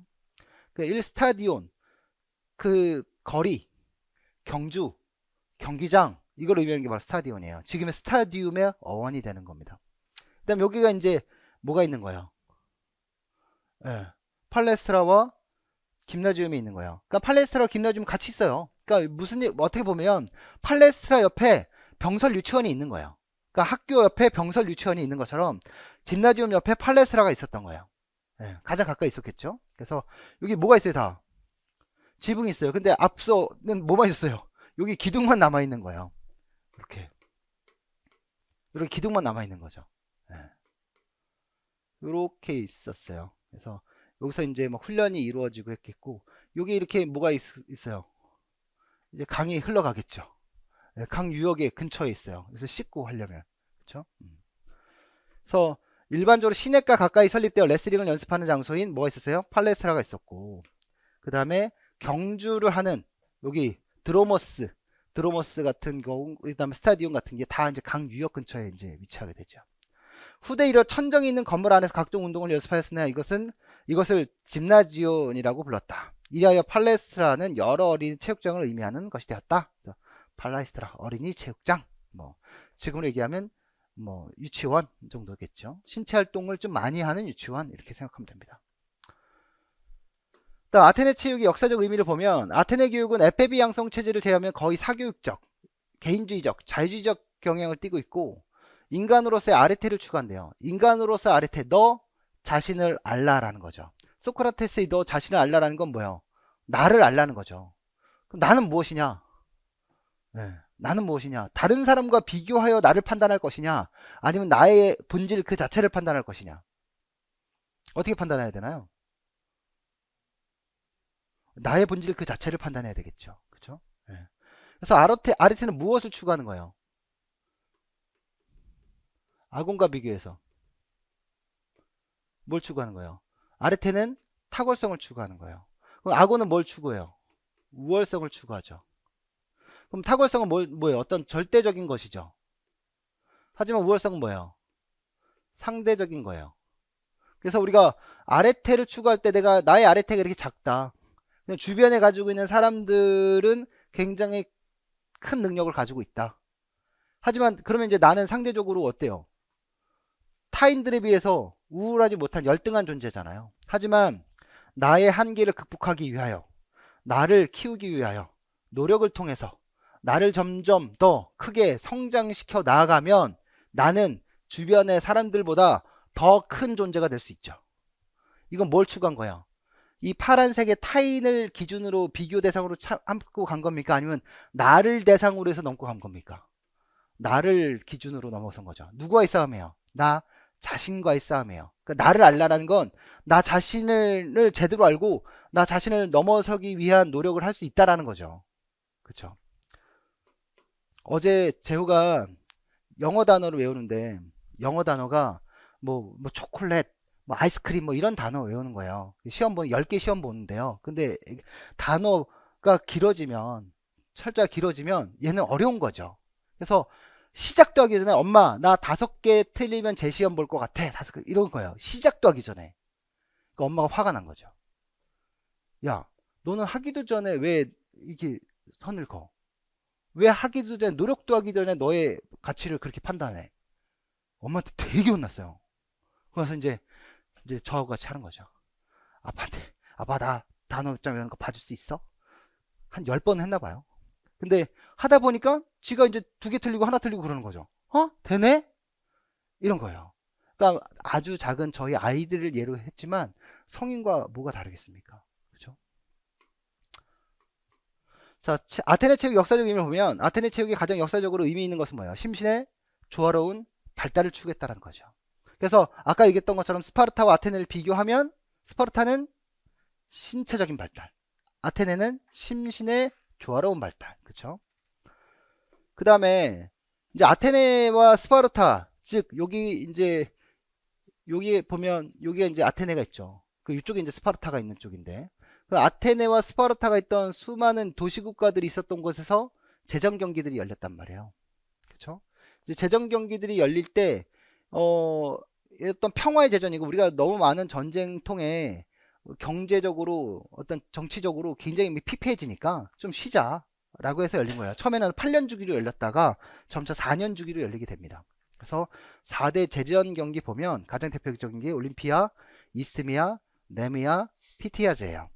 여기 보면 여기 올림픽 포스 제전, 그 올림피아 제전이거든요. 여기 이제 보면 올림피아라는 지명이 올림피아예요. 그 올림피아에서 열린 거죠. 올림픽 제전 경기는 올림픽. 그 다음에 이스트미아, 요게 이제 이스트모스, 여기 코린트만이고 여기 이제 그 운하가 이제 발달되어져 있는데 여기가 바로 이스트모스라는 지역이에요. 그 코린트라는 항 운하가 있거든요. 코린트 운하 뭐냐면 이게 코린트 운하예요. 예. 그래서 이게 여기 이제 이스티미아가 있고 있으면 이제 코린트 운하의 명을 따서 코린트에서 열린 이스티미아제 이렇게 얘기합니다. 그래서 음, 이스티미아제는 이제 코린트에서 열리죠. 그래서 코린트. 그렇죠? 예. 그 다음에 델포이, 즉 피티아제. 피티아제는 델피 또는 델포이에서 열리고요. 그 다음에 네메아제 여기는 여기 네메아 명칭 그대로 네메아에서 열립니다. 그래서 이렇게 올림피아제, 이스티미아제, 네메아제, 피티아제라는 어떤 올림픽 제전 경기가 열리고요. 이런 4개의 재래 경기에 참여해서 지금 그 우승한 사람, 그러니까 4개의 대회를 모두 우승한 사람, 지금으로 얘기한다면 이제 그랜드슬램을 달성한 거죠. 이런 사람을 우린 페리오더스라고 얘기합니다. 페리오더스. 그럼 나중에 이제 뭐 뭐요? 뭐 골프나 테니스나 뭐 메이저 대회를 모두 그 우승한 사람, 자신의 커리어에 대해서 다 우승한 사람을 커리어 그랜드슬래머라고 얘기하잖아요. 그래서 그거와 비슷한 그리스 시대의 용어 이렇게 물어보면 페리오도스 이렇게 얘기하면 됩니다. 자, 여기 보면 범그리스 경기 올림피아제 어디서 열려요? 올림피아 평원에서 열려요. 그쵸? 4년 주기로 열렸고요. 기원전 776년부터 시작됐습니다. 피티아제 어디서 열려면 델피 또는 델포이에서 열렸고요. 이거 4년 주기로 열렸어요. 기원전 582년에 생기고요. 그러니까 기원 전이가 기원 전이니까 숫자가 커질수록 과거예요. 그렇죠? 그럼 이스티미아제 포세이돈을 섬기는 주신으로 했고 코린트 협곡에서 열렸어요. 2년 주기로 열렸고요. 올림피아드, 그러니까 올림피아드는 한 해의 올림피아 재전경이 열리고 그 다음 올림픽 재전경이 열리는 그 사이를 이제 올림피아드라고 얘기하거든요. 그래서 2년째와 4년째 열려요. 그다음 네메아제, 네메아 열리고요. 여기 지금 4년 주기로 열립니다. 올림피아드 3년째 열리게 된 거죠. 근데 여기 보면 우리가 이제 익숙한 명칭이 하나 나오는데 바로 월계관이에요. 월계관이 이제 마라톤에서 우승한 사람에게 쓰여주는 게 월계관이잖아요. 그래서 월계관은 어느 대회에서부터 시작돼요? 피티아제에 쓰여졌던 월계관을 기원으로 해서 생기게 되는 겁니다. 자, 올림피아제 보면, 자, 올림피아제 4년마다 주신 제우스 신을 위해 재래경기를 여기 보면, 자, 올림픽 제전 경기 열릴 때 주신이 제우스, 아폴론, 포세이돈이에요. 그죠? 그러니까 올림픽 제전 경기는 누구를 신으로 모시고 대회가 열리는 거예요. 이게 지금 제우스나 아폴론이나 포세이돈 같은 신을 모시고 하는 거란 말이에요. 근데 나중에 이제 로마 시대로 가게 되면 이제 그리스를 점령하고 범헬레니즘적 문화 속에서 제우스와 아폴론과 포세이돈을 모시고 올림픽 제전 경기가 열리는 거거든요. 근데 로마의 주교가 바로 기독교예요. 네. 기독교인데 올림픽 제전 경기는 제우스나 포세이돈과 아폴론을 모시고 하는 거예요. 그러니까 이 기독교인들이 볼 때 어떻게 했어요? 야, 지금 하나님을 모시고 해야지. 지금 제우스랑 아폴로, 포세이돈을 모시고 지금 경기를 하면 되냐? 막 이런 거죠. 그러니까 이걸 막 반대했을 거 아니에요. 그러니까 어때요? 사람들은 올림픽 재밌는데 와가지고 반대하니까 어때요? 다 죽여버리는 거죠. 예. 십자가 못 박고 죽이는 거예요. 그러니까 재정 경기가 열릴 때 거기에 반대하는 기독교인들을 처형하고 막 이러죠. 예. 아무튼 그러니까 기독교인들이 이 재정 경기나 이런 신체 활동을 좋아할 수 있었겠냐고요. 안 좋아하죠. 로마가 멸망하고 중세로 오게 되면 기독교인들이 이제 세상을 점령하게 되는데 이런 우리를 핍박하던 이런 신체 활동들에 대해서 안 좋게 생각할 수밖에 없는 거예요. 그래서 4년마다 제우스 신을 위한 제례 경기가 열렸다. 그러니까 그 제사를 지낸 듯한 의식이죠. 그렇죠? 그 전쟁터에서 나아가 죽은 자들의 영혼을 달래는 대회이기도 했고요. 그래서 이런 4년간 올림픽이 열리는 기간 4년 동안을 그러니까 첫 올림픽이 열리고 그 다음은 올림픽이 열리는 기간이 이제 4년 주기니까 이 4년간의 기간을 올림피아드라고 얘기합니다. 경기의 목적은 지금 보면 제우스 신을 비롯해 여러 신의 영혼을 위로하고 그 명예의 업적을 찬양한 동시에 경기에서 우수한 성적을 낸 사람을 표창하는 데 있다. 경기 종목 초기에는 스타디온 달리기밖에 없었어요. 그러니까 우리나라도 이제 1950년대에 막 이제 신체 활동들을 하기 시작했고 YMCA를 비롯한 여러 단체들에 의해서 이제 1900년대겠죠. 각종 신체 활동들과 화려를 통해서 체육대회도 하고 막 그랬거든요. 근데 거기서 할 수 있었던 것도 육상밖에 없었어요. 왜냐하면 없었으니까 뭔가. 근데 횟수를 거듭하면서부터 점차 종목이 늘어났고 완복주나 장거리 달리기, 그러니까 디아올로스나 돌리코스, 디아올로스죠. 오전 경기인 펜타슬론, 레슬링, 마차 경기, 이두마차, 시노리스, 사두마차, 테트리폰 같은 이런 마차 경기들이 열리게 되죠.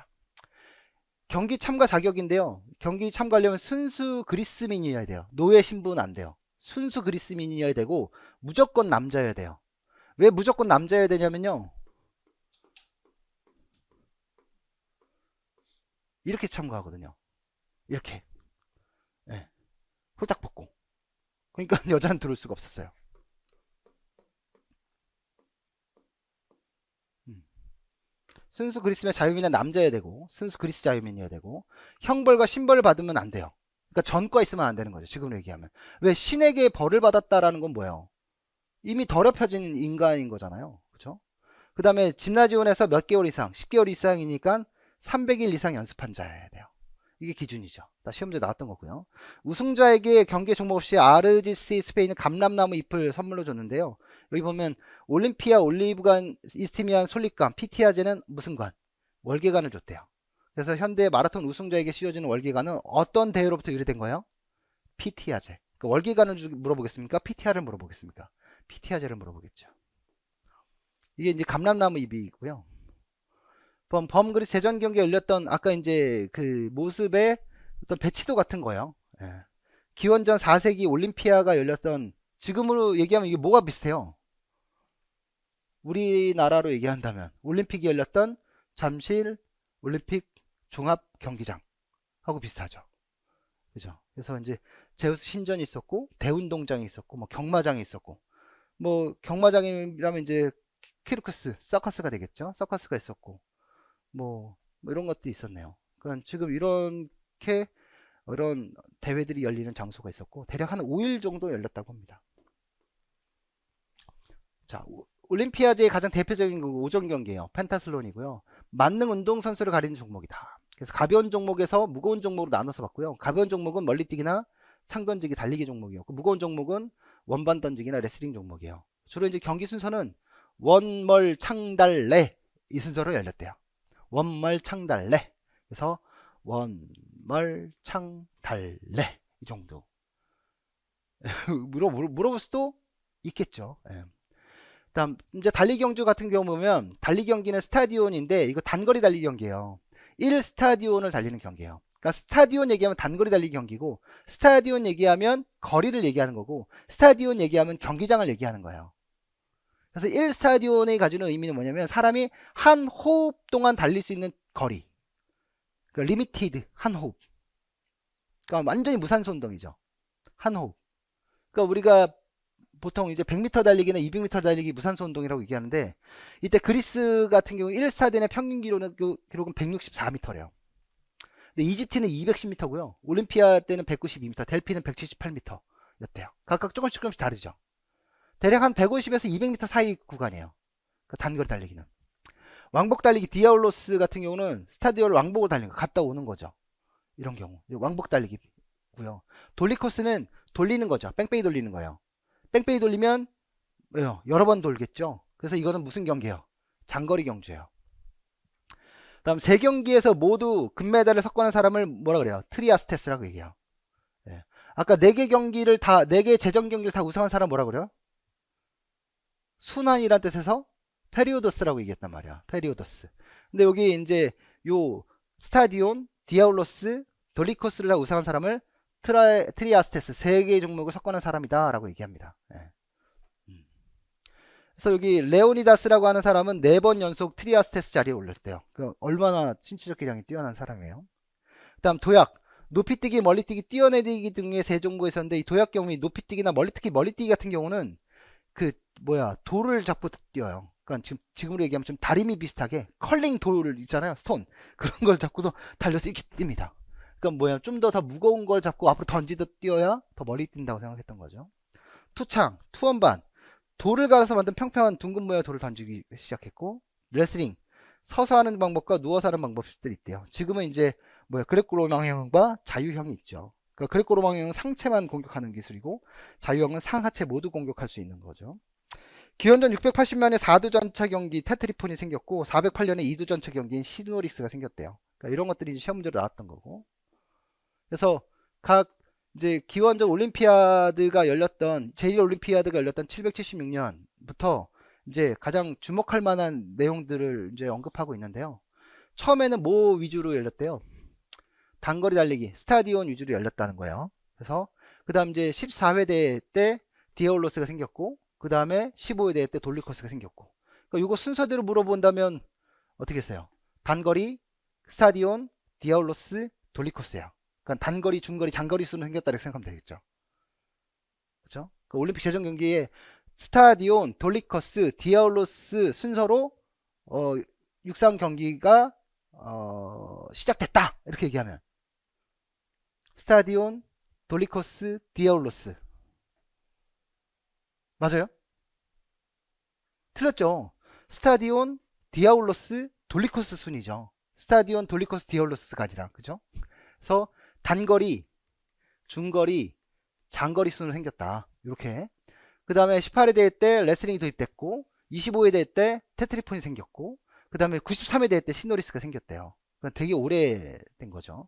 그래서 테트리폰과 시노리스 중에 뭐가 먼저 생겼을까 물어보면 대부분 다 시노리스가 먼저 생겼을 거다라고 얘기할 것 같아요. 2두 마차 경기가. 근데 4두 마차 경기가 먼저 생겼고, 그 다음에 2두 마차 경기가 생겼습니다. 그 다음 7회 대회 때, 여기 이제 요 사이 구간인데, 7회 대회 때부터 신목이라 불리는 올리브 가지로 만든 관을 주었다. 뭐 그 정도. 여기도 한번 볼까요? 아니야, 그 정도는 봅시다. 여긴 봐야 되겠다. 그 뒤 테오도시우스 1세에 의해 그리스 도교가 국교로 인정받게 됨에 따라 이교의 제전인 올림피아 제정 경기는 393년 제293회 대회를 끝으로 막을 내렸다. 그러니까 이제 뭐에 대해요? 이교의 제전이에요. 그러니까 이교라는 게 이제 그리스의 기독교에서는 뭐예요? 하느님을 섬겨야 되는 거잖아요. 하느님. 근데 얘는 제우스와 아폴론을 섬기니까, 포세이돈을 섬기니까 이거 안 되는 거죠. 그래서 올림픽 재정 경기 열리면 안 되는 거였어요. 개최 시기와 일정을 보면 이제 보통 이제 첫날엔 개회식 하고요. 우리랑 지금 비슷해요, 지금. 개회식 하고요. 그 다음에 선서하고요. 그 다음에 이제 2, 4일째 모든 종목 경기 열립니다. 마지막 날에 이제 우승자에게 시상하고 이런 정도로 이루어지죠. 근데 짧을 때는 이거보다 짧았고 길 때는 한 7일 정도로 열리기도 했대요. 근데 가장 평균적으로 5일 정도 열렸다고 합니다. 자, PT아즈 어디서 열렸어요? 포릴 델피에서 열렸죠. 그래서 지금 올림피아제 다음으로 큰 경기가 바로 피티아 제전 경기예요. 아까 피티아 제전 경기에서 우승자에게 뭘 줬어요? 월계관 수였어요. 그래서 승자에게 월계수를 수했고 올림픽의 월계관은 피티아 경기에서 온 것이다. 뭐 이게 이제 되게 중요할 거예요. 그러니까 파리 올림픽 얘기하면서 올림픽은 파리에서 개최해요. 2024년 올림픽이 개최합니다라고 해서 선생님 질문이 있습니다. 올림픽 월계수관은 어떠한 유래를 갖고 있나요? 월계수는 올림픽 재정 경기를 기대로 하고 있는데 거기에 어떤 대회를 하고 있단다. 기억은 뭐니? 이렇게 했어. 그러면 네미아제? 이스티미아제? 아 올림피아제요? 아니요. 피티아제요. 그죠? 네. 철학자인 플라톤이 피티아에 대해서 우승했다. 이것도 나오겠죠. 플라톤이 우승했던 대회다. 근데 또 플라톤 얘기하니까 또 아카데미어 이렇게 쓰면 안 돼요. 헷갈리면 안 돼요.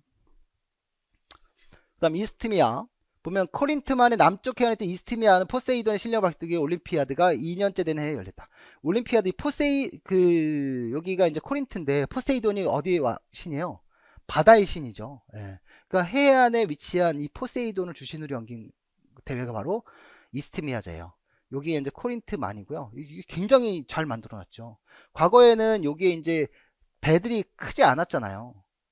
예, 과거의 배는 크지 않았기 때문에 이 운하를 통해서 이제 물자들이 옮겨지고 교통로의 역할을 했었는데 지금은 워낙에 배들이 커지니까 여기를 못 다녀요. 그래서 지금 뭐 유람선이나 관광객들을 운반하는 이런 정도로 운영이 되고 있다고 합니다. 다음 참가자는 올림피아와 같은 신분의 제한이 없이 자유로웠다라고 이렇게 하고 있고요. 그 다음에 이제 네메아제요. 네메아제 같은 경우 올림피아 경기에 3년 해째마다 재래 경기 열렸는데 여기 네메아제 여기서 열렸죠. 여기서 보면 네메아제나 올림피아제나 코린트는 요쪽 펠레폰네세스 반도에서부터 여기서 다 열려요. 그쵸? 근데 델포이 피티아제 얘만 이쪽에서 열려요. 그래서 지금 데메어와 코린트에서 있는 이스트미아제와 올림피아제는 그 델포이가 열린 지역하고는 다른 지역에서 열리는 거게 되는 거죠.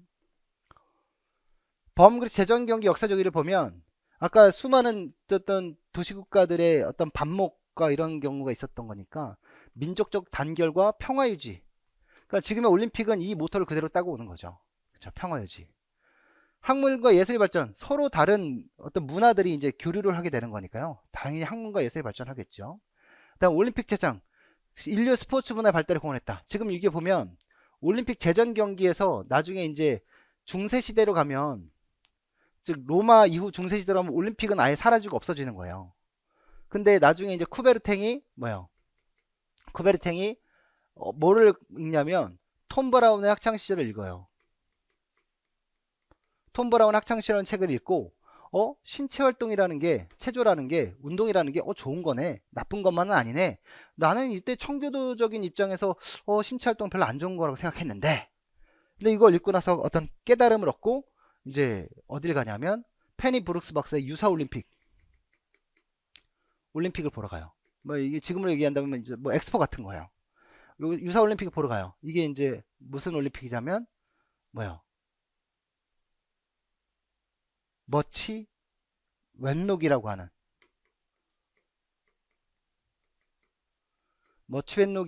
유사 올림픽을 보러 가요. 이 유사 올림픽을 보고 가서 이제 쿠베르탱이 생각을 하는 거죠. 옛날에 이런 것들이 있었는데 우리 잊고 살았어. 다시 근대 올림픽을 그 고대 올림픽을 부활시키자. 그래서 부활시키죠. 1896년 프랑스에서 열자라고 했어요. 근데 프랑스에서 열지 않고 어디 올림픽 발상지인 아테네에서 제1회 대회가 개최됩니다. 자, 운동 경기 및 체육 가치와 윤리에 대한 유산을 많이 남겼다. 레거시를 남겨죠. 레거시를. 지금 이제 과거에는 이러한 어떤 인류 문화 유산을 남겼지만 지금은 과연 어떠한 유산을 남기고 있냐, 이거 참 많이 대두되고 있는 얘기거든요. 올림픽이 열리고 나면 경제적 파산, 그 다음에 자연 파괴 막 이러니까 지금의 올림픽은 우리가 살고 있는 이 세상은 미래 세대들에게 잠깐 빌려 쓰는 거고, 우리는 좋은 유산 레거시를 물려줘야 되는데 오히려 피폐해진 자연 환경을 넘겨주게 된다고 막 얘기가 많아요. 이런 올림픽 제정 경기, 성화가 그리스에서 체화되죠. 이 성화가 체화돼서 이제 성화 봉송이 시작되는데, 이게 1936년 베를린 올림픽부터 시작됩니다. 올림픽 재정이 열리고 남자만 출전할 수 있었어요. 우승자에게 이렇게 월계관을 씌워줬죠. 피티아제에서는. 그리고 사상가요. 가장 대표적인 사상가는 소크라테스, 플라톤, 아리스토텔레스입니다. 그래서 소크라테스나 플라톤을 보면 둘 다 어떤 입장이었냐면 정신이 신체보다 우위에 있다고 생각했어요. 그러니까 신체적인 거는 뭐예요? 하나의 수단에 불과한 거고, 우리가 진짜 본질, 관념, 추구해야 될 것은 정신에 있다. 관념을 따라야 된다. 이런 얘기죠. 그래서 신체와 정신은 분리되어 있다. 여기 보면 신체는 정신의 복종이다. 이렇게 얘기하고 있어요. 신체는 정신의 복종이래요. 이게 무슨 말이에요? 신체는 정신의 지배를 받는다는 거죠. 그쵸? 신체는 정신의 지배를 받는다. 우리 그때 가오가 정신을 간다 뭐 이런 얘기 했었잖아요. 근데 실제로 이게 그럴까요? 뭐 모르지만 이때 당시 사람들은 이렇게 이성을 더 중시했다는 거예요. 전통적인 지식보다 진리를 찾는 거, 진리를 찾는 일을 교육의 주된 목표로 삼았다. 그러니까 진리가 뭐냐? 아레테가 바로 그거죠. 너 자신을 알아라. 너 스스로의 진리를 알아라. 진짜 나가 무엇인지. 리모컨이 있어요. 리모컨의 아레테를 알아라 라고 얘기하면, 리모컨으로 사람 이렇게 때리는 거 있으면 리모컨의 아레테가 아니죠. 리모컨 왜 있는 거지? 이거 할 수 있나? 이거 아직 한 번도 안 써봤으니까 이 아르테는 모르는 거예요. 그 다음 플라톤 보면 국가론, 운동, 훈련과 음악은 다 같이 유학에 있어 깊은 관심을 가지고 지도되어야 하며, 또 어린이의 전생을 통해 연속되지 않으면 안 된다. 잘 보세요. 신체가 건전하다고 정신이 건전하게 되는 것은 아니다. 그렇죠? 이건 신체가 먼저가 아니란 얘기죠. 정신이 건전하여야 신체도 건전하다. 그렇죠? 우리는 사운드 마인드나 사운드 바디 같이 신체가 건강해야 정신도 건강하다 이렇게 얘기해야 되는데, 플라톤은 정신이 먼저고 그 다음에 신체라고 얘기했어요. 그렇죠? 다만 체육은 이런 덕을 완성하는 무엇이다? 도구다. 그래서 우리 체육의 신체 활동은 뭐예요? 교과로서의 어떤 교육의 본질이자 도구죠. 교육의 도구이자 본질이에요. 신체 활동은. 그러니까 체육 교육은 신체 활동을 추구해야 되죠. 하지만 신체 활동을 통해서 또 사회적, 도덕적, 어떤 인지적인 어떤 지식들을 얻을 수 있어요. 따라서 본질적 교과이기도 하지만 도구적 교과이기도 해요. 이게 수단으로 생각했다는 거죠. 반면에 아리스토텔레스는 뭘 좀 더 앞세웠어요? 신체를 앞세웠어요. 그렇죠? 그래서 소크라테스, 플라톤 같이 이원론적 사고를 가지고 있는 것이 아니라 일체론적 또는 이론론적 사고를 갖고 있어요. 그래서 신체 교육은 지성 교육보다 우선적으로 행하여야 하며, 신체 활동은 젊은이들의 용기와 좋은 습관을 기르게 할 뿐만 아니라 감정을 다스리는 수단으로 사용된다. 그리고 스포츠 군사적 가치를 강조했대요. 이거 아리스토텔레스의 교육의 세 단계인데, 첫 단계는 신체적 성장이에요. 두 번째 단계는 뭐예요? 비이성적인 단계, 욕망의 단계. 세 번째 단계는 이성의 단계예요. 그래서 교육의 시작은 신체 교육이 먼저 이루어져야 되고, 어떤 도덕적인 부분들을 다스리는 인격이 커져야 되고, 그 다음에 지력이 성장하는 거래요. 그래서 이런 지적인 교육에 앞서서 무슨 교육이 이루어져야 된다고 얘기하고 있어요? 신체 교육이 이루어져야 된다라고 얘기하고 있어요. 자, 그는 정치학의 체력 훈련과 군사 훈련을 강조하고 그러한 목적을 위해 체육의 필요성을 강조했다.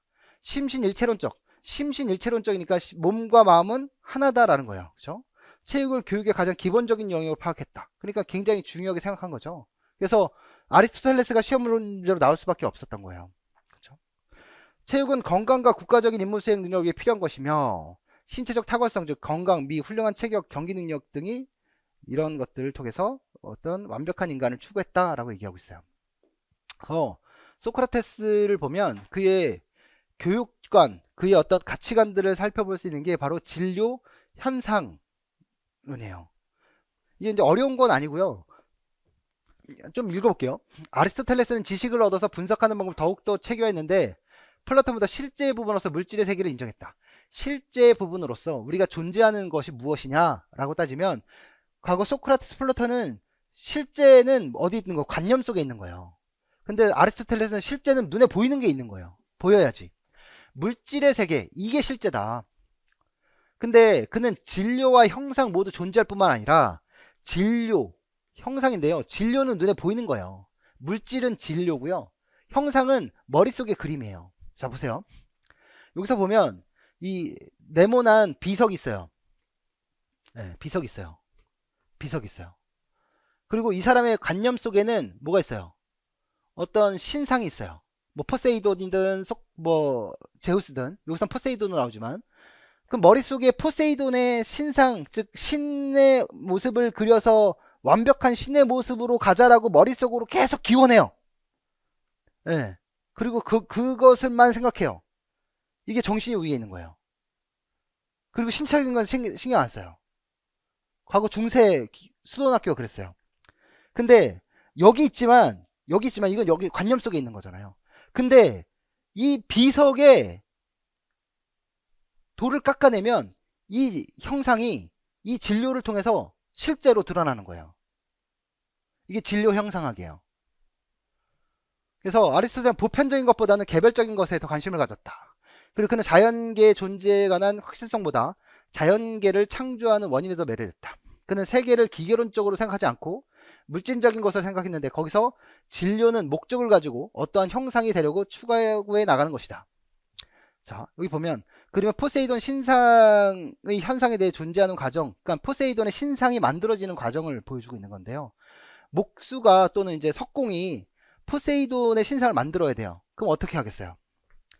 포세이돈의 신상을 어떻게 만들까? 이렇게 생각하겠죠. 그 다음에 뭘 찾아야 돼요? 좋은 돌을 찾아야 돼요. 아, 저기 좋은 돌이 있네. 그럼 좋은 돌이 있어요. 진료가 있고요. 머릿속에 포세이돈의 형상이 있어요. 그럼 이제 뭐 해야 돼요?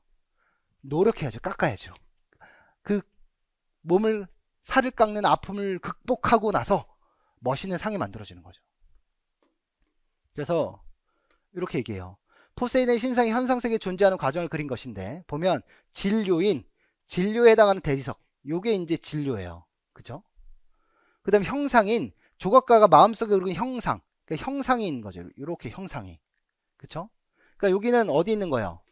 마음속에 있는 거고 여기는 실제 어떤 사실, 실제 어떤 사실, 그러니까 물질이죠. 물질. 근데 아직 그게 어떤 물질인지 모르는 거예요. 근데 뭐가 냐면 어쨌든 이 석공은 뭘 만들기 위한 거예요? 포세이돈 상을 만들어서 신전에다 저걸 갖다 놓고 싶은 거예요. 목적은 포세이돈 상을 만들어서 신전에다가 저걸 갖다 놓고 싶은 거예요. 그럼 이제 어떻게 돼요? 저 돌은 저대로 놔두면 쓸모없는 것이지만 내가 동력인, 즉 어떠한 힘을 가지고 움직임과 노력을 가지고 조각을 해내기 시작하면 저 돌은 그냥 돌이 아니라 아주 가치 높은 포세이돈의 상으로 만들어진 돌이라는 거죠. 그렇죠? 그래서 표는 포세이돈 신상을 신전에 경배하기 위한 목적인으로서 그 목적을 달성하기 위해서는 그 형상, 석공이 자신의 생각을 가지고 질 좋은 돌을 구해서 깎아내는 과정이 필요하다는 얘기예요. 그렇죠? 그래서 이런 재료 속에 집어넣었다. 즉 현상세계에서 인간은 진료와 결합된 현상으로 존재한다고 하는 것이므로 동력인과 목적인은 현상을 추구하기 위한 원인으로서 작용하는 것이므로 형상인에 포함되는 것으로 볼 수 있다. 그러니까 여러분들을 예를 들면 생각하면요. 자, 저라고 생각한다면 저는 강사예요. 강사인데 여러분들을 합격시켜서 임용시험에 1차 시험에 합격시켜서 저기 합격자 발표 났을 때 환하게 웃는 모습을 또 만들고 싶은 거예요. 그러니까 여러분들이 온 거죠. 진료. 그죠? 아직 기초가 안 닦여진 하지만 스펀지 같은 이건 재료가 온 거예요. 그럼 저는 분명히 머릿속에 그리던 모습을 방향성을 갖고 가겠죠. 그리고 어떻게 해요? 여러분들의 다듬어지지 않은 부분들을 다듬기 위해 노력할 거고 메꿔지지 않은 부분들을 메꾸기 위해 노력할 거예요. 그러면서 임용시험 합격생, 예비체육교사에서 진짜 체육교사가 되는 길로 이끌어 가겠죠. 여러분들 스스로도 그렇겠죠. 나라는 진료에 임용시험에 합격하고자 하는 마음을 가지고 내 그 형상을 머릿속에 그려놓을 거예요. 그리고 부단히 노력하겠죠. 가끔가다 웨이트 트레이닝이나 이제 보디빌더들이 자기의 몸을 막 만들어 간다라고 얘기하잖아요. 그게 다 뭐예요? 자기가 생각하는 모습으로 노력을 통해서 만들어내겠죠. 그렇죠? 잠깐만 쉬었다가 로마 시대 보겠습니다.